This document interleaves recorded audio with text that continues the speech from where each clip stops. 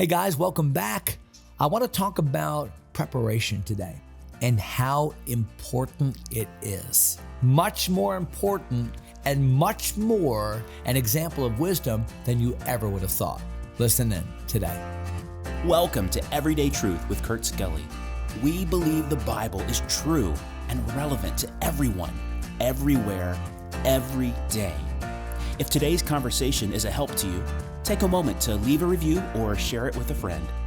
Thanks for listening. Now, let's join Kurt for today's episode. Hey guys, welcome back. We are in 1 Kings chapter 5, and we're going to finish out the chapter today, verses 13 through 18, Lord willing. There's a great statement I heard years ago. Don't remember who said it, but here's the way it goes. Greatness is in the preparation. And that's really it's a deep statement. Greatness is in the preparation. We often look at the finished product, whether that be an athlete running a race or a chef's carefully prepared meal or a beautiful building or a painting, and we say, wow, that's great. And it is, but it's the sum total of a lot of great things that led up to it. The time, the hours. I was reading just the other day that Kobe Bryant, the famous basketball player, used to shoot 2,000 shots a day.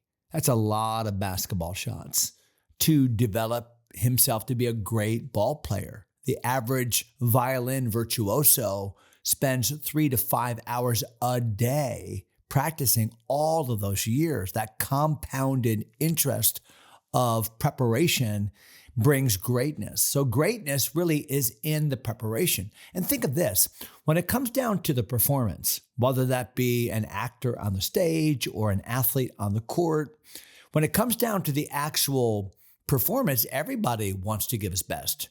Everybody wants to look great at that moment. But really, in many respects, the product is simply a commentary on the amount of attention given to the preparation, whether that's a sermon or a building. And what we find in the life of Solomon is he was wise enough to understand that. Wisdom sees the greatness in the private preparatory moments. I talked to the teenagers about this recently, just how important ordering your private world is, how important it is to make those little investments over time early on, how important it is to give one's all to the preparation process. That's wisdom.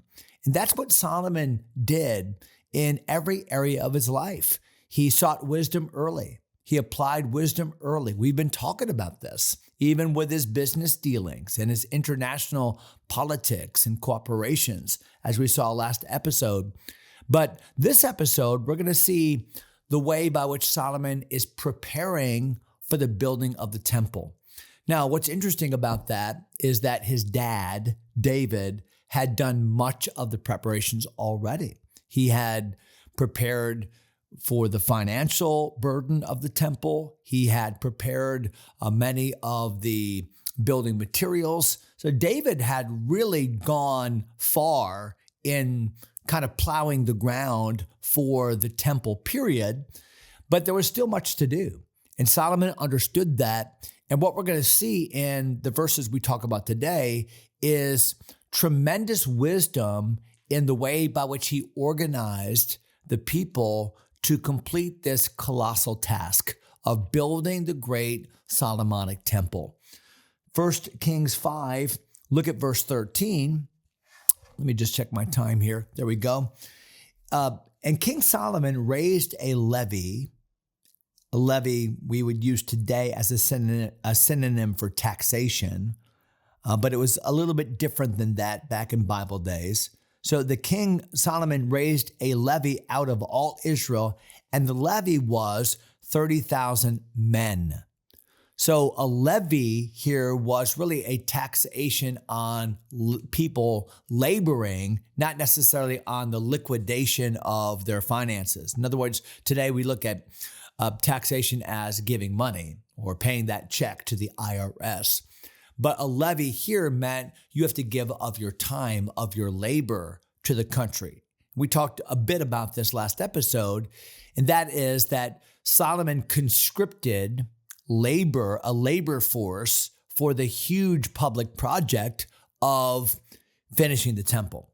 It's a little bit like the CCC camps that FDR and the New Deal back in the 1930s during the Depression, where they gave people work. People were out of work. Unemployment was just rampant. So they gave people work in these CCC camps, these government conservation camps, where they would work on national parks and road projects and like earthen dams and that kind of thing, to just employ people through the government.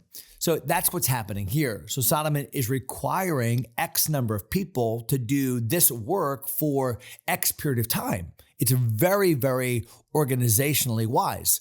In fact, it says in verse 14, he sent them to Lebanon.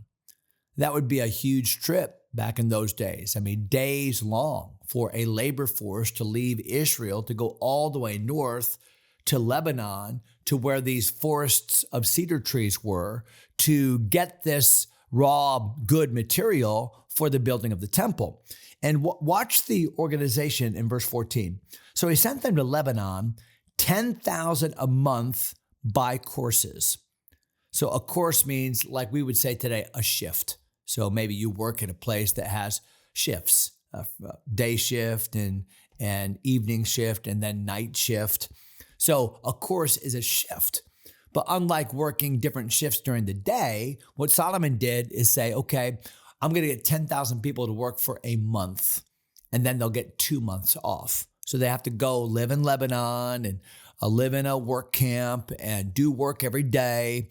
And then they can come back and rest for a couple months, take care of their own farm, take care of their own family, and then go back. So basically the system he set up was you work for a month out of country, you come back for 2 months. Then you go for a month out of country. That way you're working 4 months a year on this government project. And that's what it says here in verse 14. A month they were in Lebanon, 2 months at home, and Adoniram, we talked about him yesterday, Adoniram was over the levy. So he's the chief officer overseeing the work of these people. Now, this could be a great thing, and it was a great thing. Solomon, I think, did this as a temporary measure to get the incredible amount of raw material that he needed to build the temple, this beautiful, beautiful, beautiful building. And so you might say for these temporary projects, this was essential. But it seems as if Solomon abused this system eventually. Why? Because we know that when the kingdom was split and Rehoboam wanted to do some public works projects, and he sent Adoniram, or Adoram, he's called in that chapter, 1 Kings chapter 12, the northern kingdom people actually killed him. So this guy had an inauspicious end to his life. Look at verse 15. Solomon had 70,000. So 70 is 60 plus 10, that's 70. So 70,000 that bear burdens.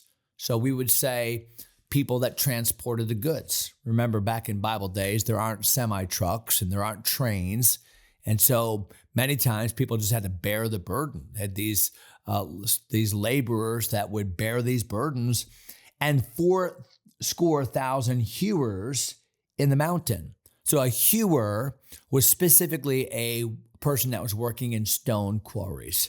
So much of the building in Israel, and you can see it all throughout Israel today, was stonework.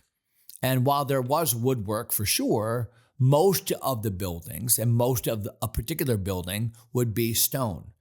The rafters might be made out of beams, and parts of the building would be made out of wood, but most of the building was made out of stone. So most of the work was stonework, and the hard work was stonework. Even the name carpenter in the New Testament referred to a builder.